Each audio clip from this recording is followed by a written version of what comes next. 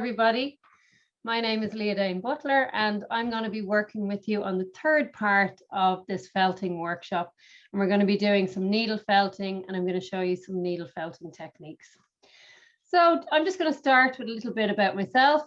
So as you know, I'm a felt maker, and my love of wool started about 20 years ago when I was starting my knitwear business, Liadain Butler Knitwear. And I started getting interested in felt making, and that was in college when I was finishing up in college. And I decided I would join Felt Makers Ireland, and I was lucky enough to get to do workshops with felt makers from all over the world. And that was really, really great. And I got to learn so many different techniques and ways of doing things. So I really, really enjoyed that. And that's something I've carried on in my practice over the years.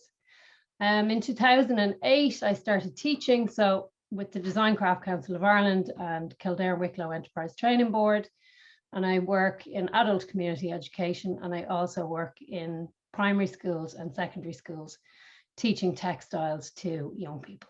I ended up fixing on St. Bridget because it was St. Bridget's Day, which was the 1st of March, the beginning of spring. So I started by working out my design. Then I created a pattern, which I just overlaid in tracing paper.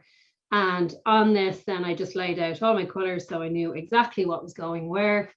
If I was going to apply some stitch, I marked that in, and also my color references. And I also made a note of maybe this could be stitch or maybe this could be needle felt. So it was just to give me some options. So you can see here is this is kind of a detail of the next piece. So this was actually done using needle felting. So I added in all the details on the face. So you can see that here. I also used some needle felting here just to break up the hair and also here. So you can see that, and also the detail on the face. Here I added just a little bit of fiber just to give her a little bit of color in her cheeks. I added French knots, straight stitching, and again, used the needle felting technique just to break up some of the lines on the design. So that brought us up to where we were starting to work on our bird. Move it out of the way there, yeah. So we were looking at bird designs. So Nikki asked the question, if you were a bird, what kind of bird would you be? So I was thinking about that, and I thought, yeah, I think I'd be a magpie. So I went with the magpie design. So I had a look at Nikki's original design, and as I'm an artist, I kind of thought, right, well, what can I do to change that and kind of make that my own? So I ended up with my magpie design. So I just want to show you how I started with the design process. So I was looking at Nikki's shape, and then just trying to create my own kind of vision of that shape, and thinking about, would the bird be standing, would the bird be sitting, would the bird be flying? And so I eventually came to working on this kind of a design. So this was my original sketch. This was one of the birds that was on the tree, but again, I decided I'd go for one in flight. So this is my color reference again. Bird on a branch, and then bird flying. And then you can see here, this would have been the piece that we worked on in session 1. So when you do your felted piece, I'm going to show you something here. Move this over to one side. When you do your felted piece, you'll find that your edges will kind of be blurred. And that's because when you cut your pre-felts, the edge, the fibers on the edge kind of spread out as they're in the felting process and grab onto the background. And it kind of can create a bit of a murky outline. I just wanted to show you these 3 pieces together because these all started out the same size, but with more felting or rubbing, we ended up with something really small. What we're working with today is something that's kind of in the middle.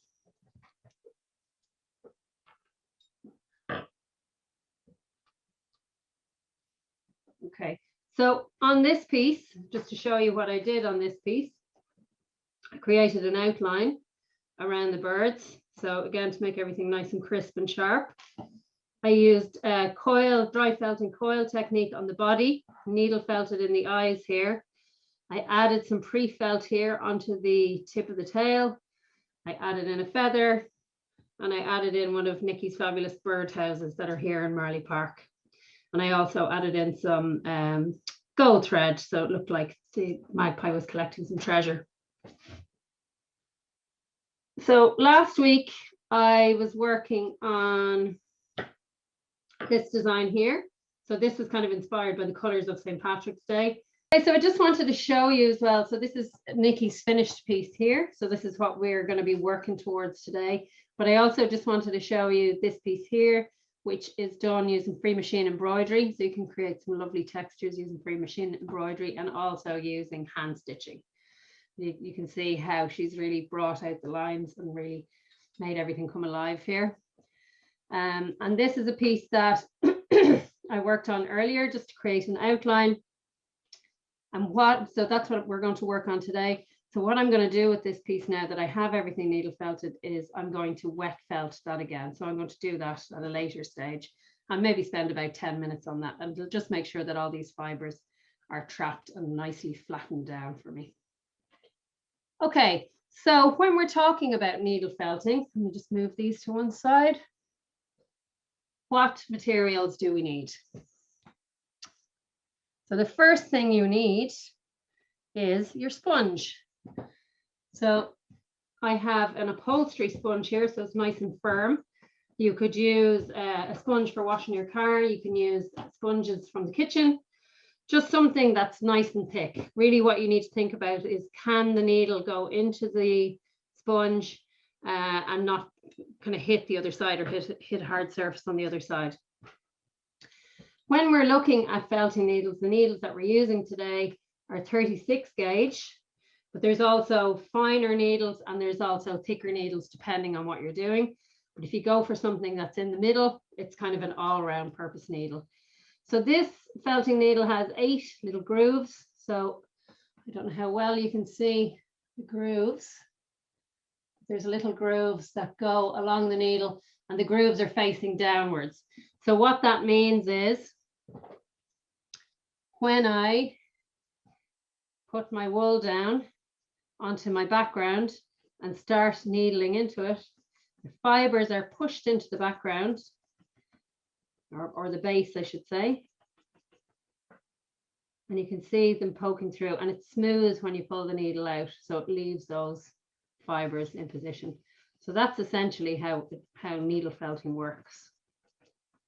So you can use your needles in, as I said, sponge, a cushion, towel. The important thing to do is just check it to see how well your needle will work in the surface, I suppose, and just make sure that it's not too hard to push into it, because if it is too hard to push into it, you're probably going to break the tip of the needle, and these needles are very easy to break. Okay. The other thing is always try and work at a 90-degree angle to your block, and try not to work like this. Again, anything that's going to put too much stress on the needle is not good. So I'm going to just show you this sampler that I have made. Okay. And this has a few different techniques. So it's kind of just an experimentation piece for me. When I learn a new technique, I like to try different things and just see what works, what doesn't work. So I had a whole selection of synthetic yarns, yarn. I had Irish wool. I had Moreno wool, which was from Italy, which is much softer. I had a selection of fabrics. So I was just playing around and trying some different things. So here you can see where I have used some tulle or kind of a light fabric, and you can kind of manipulate that and add little bits of fiber and felt it just by adding tiny bits of fiber and working it in. And this can create some lovely texture. Okay, so you can see I only needed a tiny bit of fiber there just to get that to stick in there.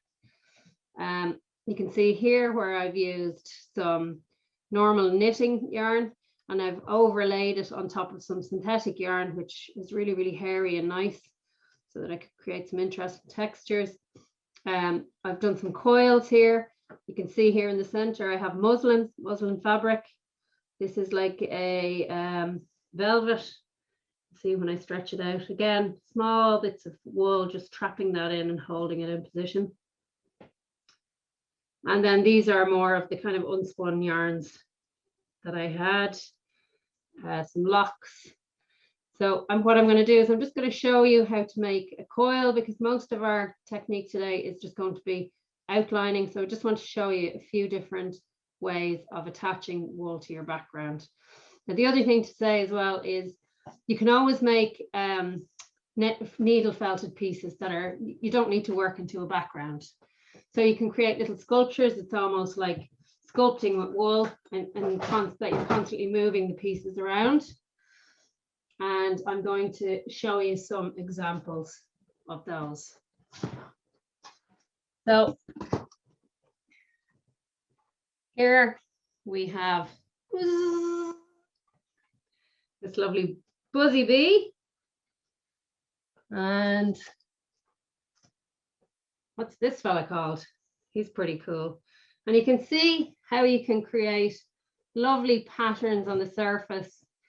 And we've just used pins here to make the legs, and adding just a bit, some beads and some ribbons, and just how lovely that can make it. You can also create things like these little sculptures. We have this sheep, and again, you'd be using much more bouncy wool, or like an Irish, stronger, heavier wool for making these little figures. And you can also use things to wrap it around, like pipe cleaners, or, you know, use a soft sponge core as a base, bits of pre-felt that you use as a base. There's lots of different ways to start creating your 3D shape. But I just wanted to show that you can also do that independently.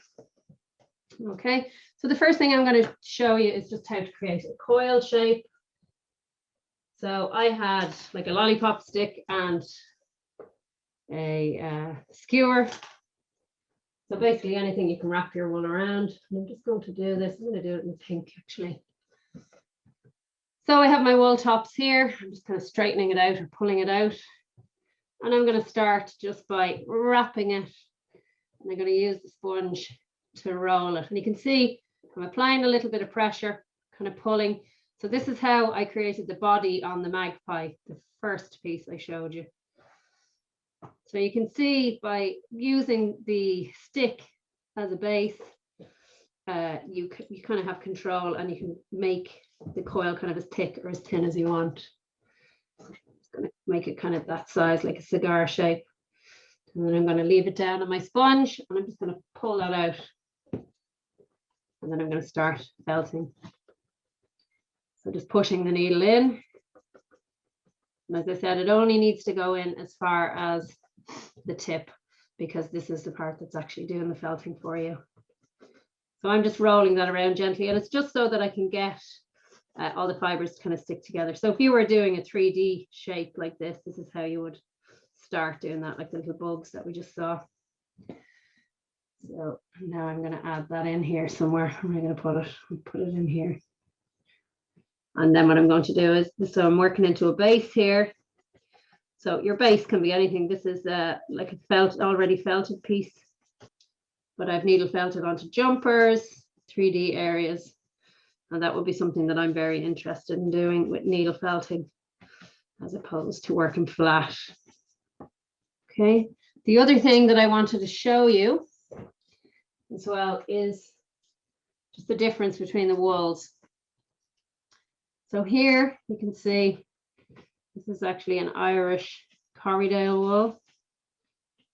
And you can see the difference between this wool and something like the Moreno, which is what we most commonly would use in felting. So just to show you the difference in the two of those. So you can see that this wool here is much bouncier, has much more texture in it, bounce, and it's the fibers in this are much thicker or coarser than the fibers in this. Okay, so you'll get a totally different look and feel when you're needle felting with that. Great thing as well about needle felting is if you're not happy with something, you can just take it off. So what I'm going to do is just create a little circle here. What I'm going to start by doing is just taking my fiber and I'm just wrapping it around my finger, rolling it just to try and create that circle-y kind of a shape. And then I'm going to start needling it down. And when I'm needling it, I tend to just work around the outside because that's just where I want to make sure that that's connected.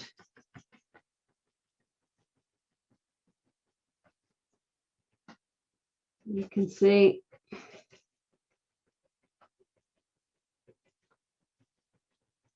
that's what we can do there. And then I could take another piece and I could mix around on that. But there's really no end to what you can do. It's just all about experimenting, trying out the wool that you have and seeing what you can do. Okay, so you can see that this is much bouncier, much more texture than this here. And as I said, if you're not happy with something, you can just peel it off. Okay, and you can start again. And when you flip your piece over, you should be able to see kind of the marks of where the fibers have come through from the needle felting. Okay, so now we're going to move on to our bird.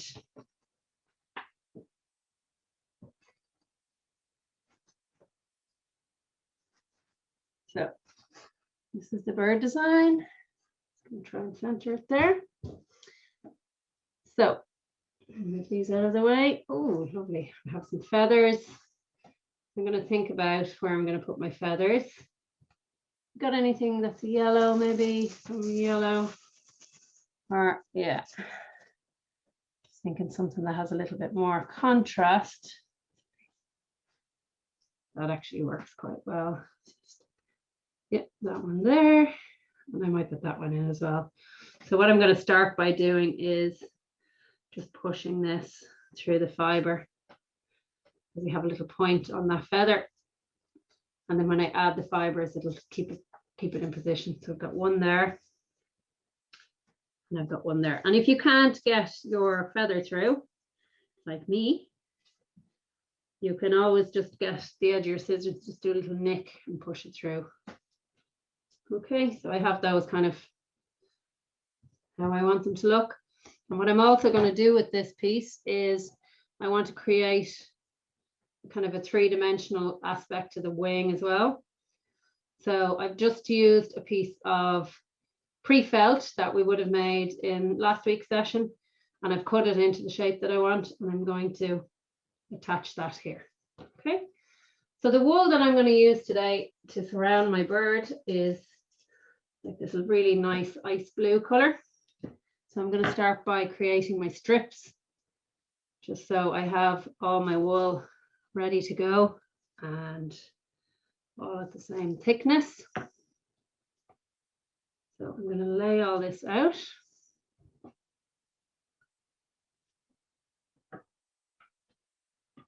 So then when I start to work, I'll just be able to continue to work around it.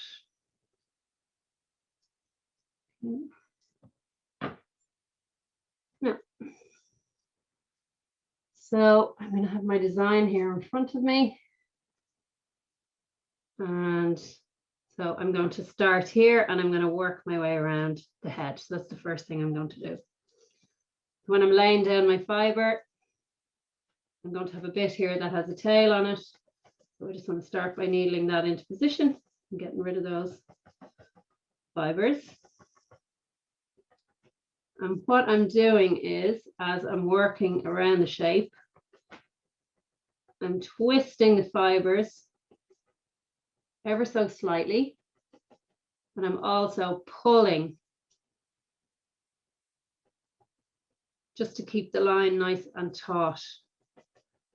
Okay, or stretch it out. Now it depends on what you want as a line. If you want your line fairly thin, you would use less fiber. You can also twist the fibers together so you get that more defined line. And if you want something that's flatter, again, it's the same thing. Just pull the fibers out to how you want it to look, and then just start needling kind of across the whole section. And that way you can vary the size of your line. So I chose this light blue because it has a lovely contrast with the rest of the colors. So if you want, what you can do is you can try your color just on it, or try a few different colors just by starting on the outside and see what you like, you know, what color is going to work best for you. So I'm actually bringing this down here. I'm going to create a line around this, but I'll need to take the flap out separately to do that. So I'm just going to bring it down to here. Okay. Again, when you lift up, you can see fibers are coming through. The next thing I'm going to do is just create a border around this. Because I want this to be three-dimensional, to stick out, I'm just going to put it like this, stick my needle in to hold it in position. And I'm going to create a border around my wing.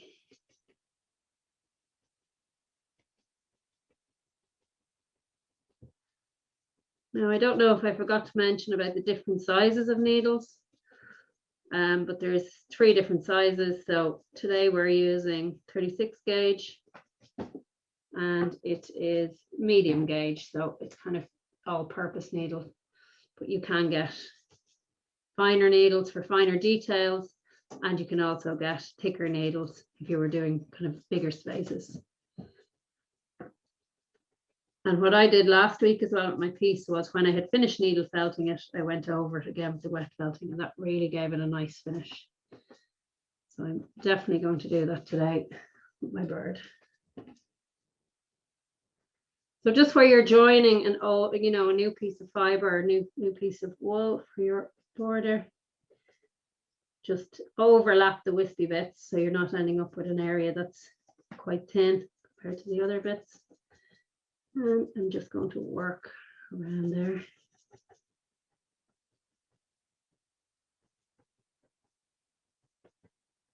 And I think that's probably enough.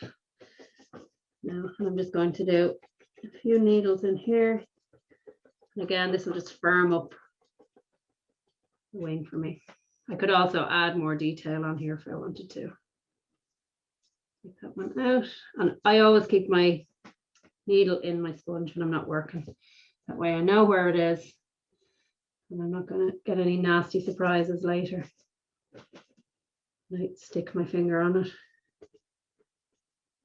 Okay.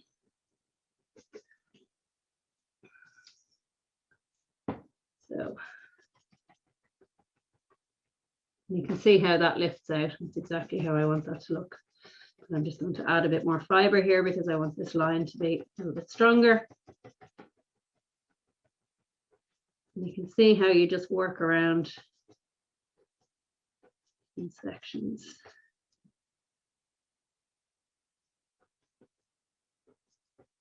I'm bringing this in under the wing, and I'm going to continue out here. I'm just going to turn my work towards me, and all the time I'm pulling the fibers just ever so slightly. You don't want to pull them too much, because if you pull them too much, you could end up pulling the whole thing out.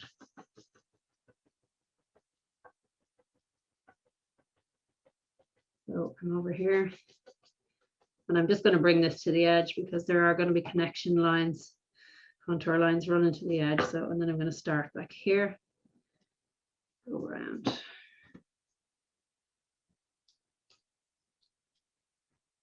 So you can see how I'm using the needle just to guide the fibers to the position I want them to be in.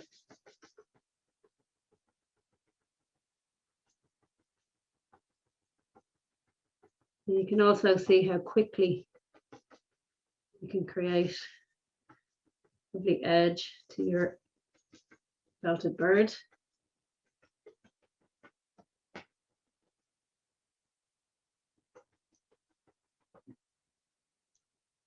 I really think this light blue works well. So as I said, just have a look at what colors you have and see what color is going to work best for your bird.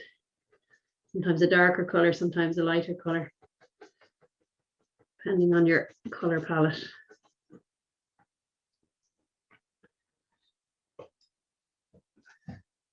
So now I'm kind of working up towards the head.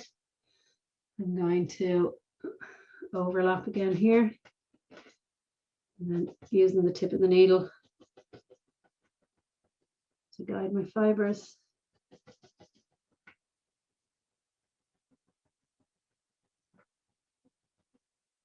And here I have one of my feathers, so I'm going to go around that. And I just want to be careful because the tail or the base of the feathers can be quite hard, so just be aware that you're poking your needle in there and it could be hitting it against the back of that or the bottom of that feather.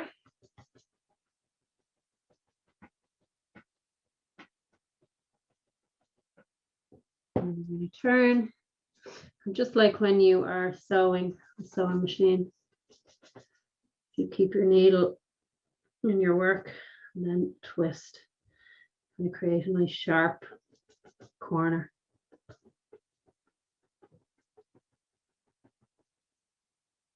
And I'm going to bring that in here. And I'm just going to work around there because I want to try and trap that feather in.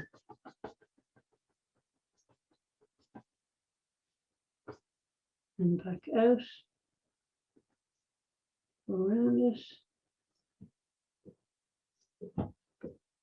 And pull, again, pulling my fibers. And then back down.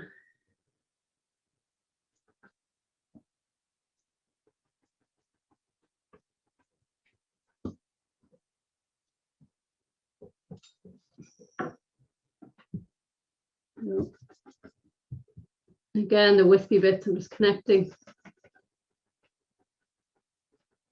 And just working around.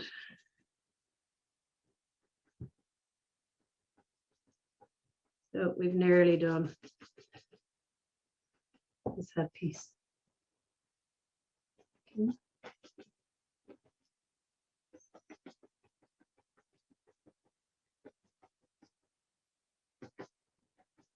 And I'm just going to continue this piece of wool out to the beak.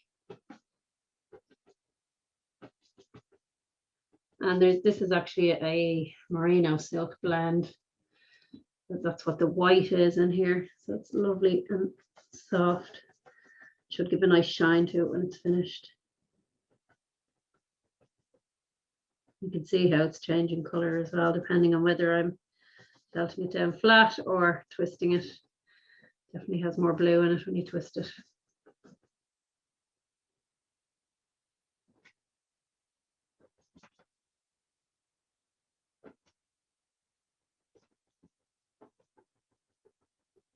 And back in here, I'm just going to hide those edges.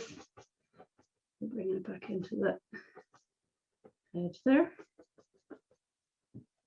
Okay, so I just need to here, create a line here, and create a line on the back. Okay, so I'm going to, you see my fibers are a bit sparse here, so I'm going to start on this side.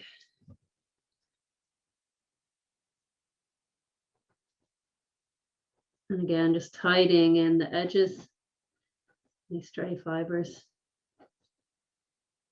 I'm using the tip of my needle to guide them into position. And I'm just twisting this ever so slightly as I work around.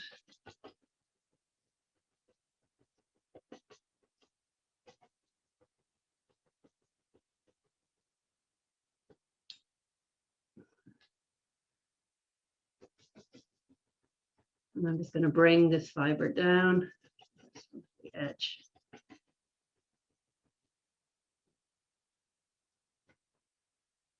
And I can push it up behind. And just needle that to hold it.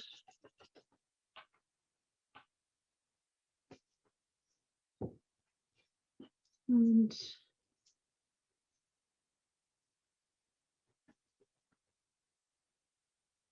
just working lastly on the head, twisting the fibers again as I work around. If I wanted, I could spread the fibers out here to create the eye. Create a marking for the eye.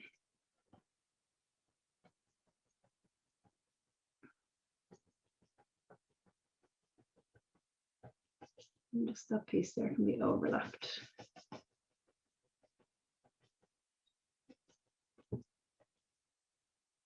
So I'm just going to get a little bit of darker fiber now just to put in here in the center.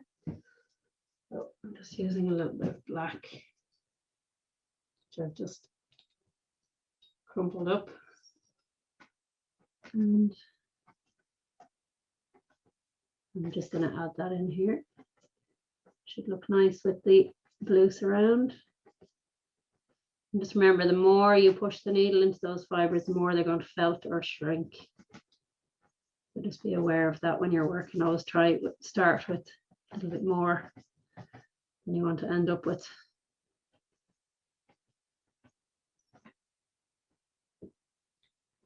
Okay, and then lastly, I suppose, is the lines on the side.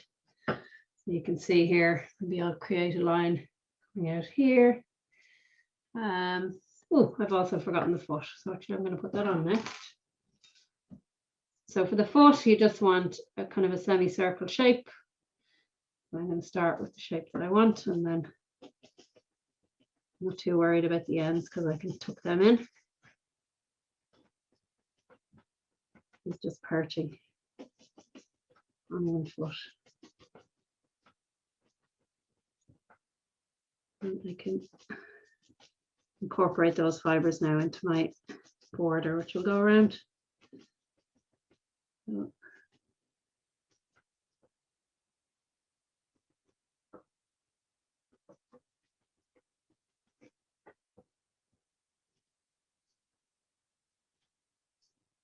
and this bit here.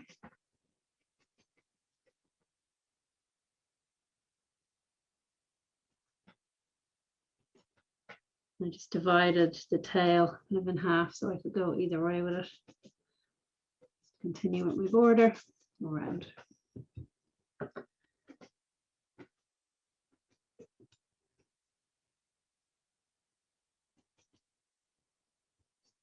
I'm going to create a line now that goes from the beak down to the edge. Again, just overlapping. Be about your fingers. What you need to overlap. And you can see now how this stained glass technique is really creating something wonderful and making it come alive.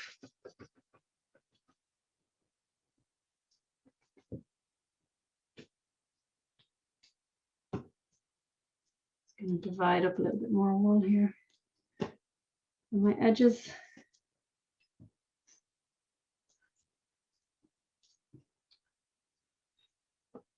And start another line here.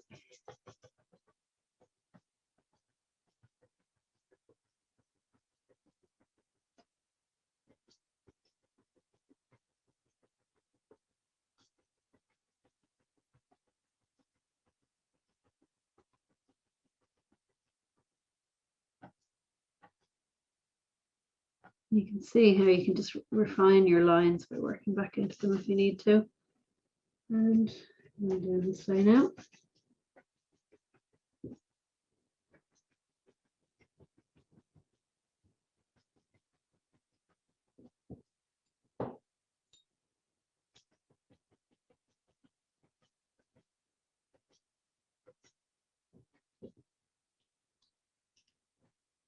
You can see as well how this borderline is thicker or more kind of stretched out than that one, because I want to make more of a kind of a frame around the edges. So I'm going to do another one here. Just starting from the under the body there, needling in.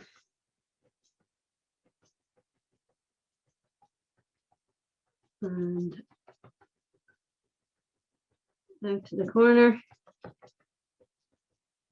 back in here.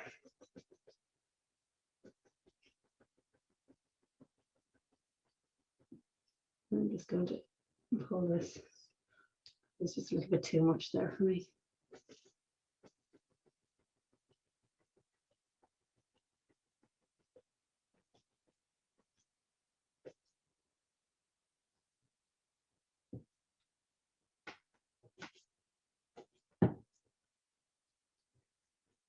And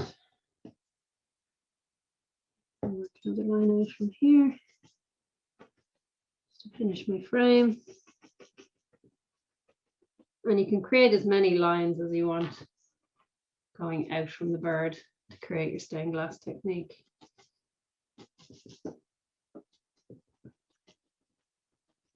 And I'm just going to work around the edge. You can see I keep lifting it up all the time so it doesn't get stuck on my sponge.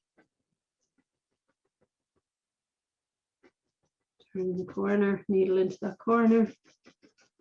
And you just rotate your piece and keep going up. And pulling gently as you do so.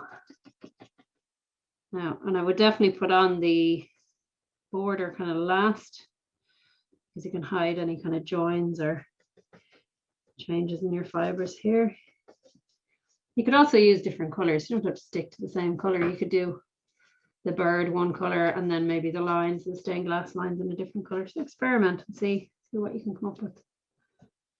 That's what it's all about.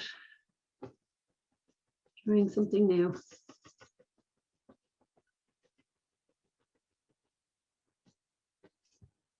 And then lastly, I'm going to go across the top.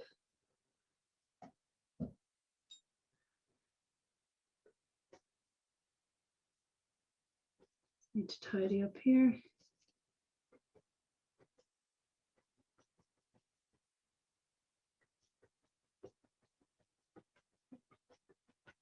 Again, I'm twisting and pulling as I go along.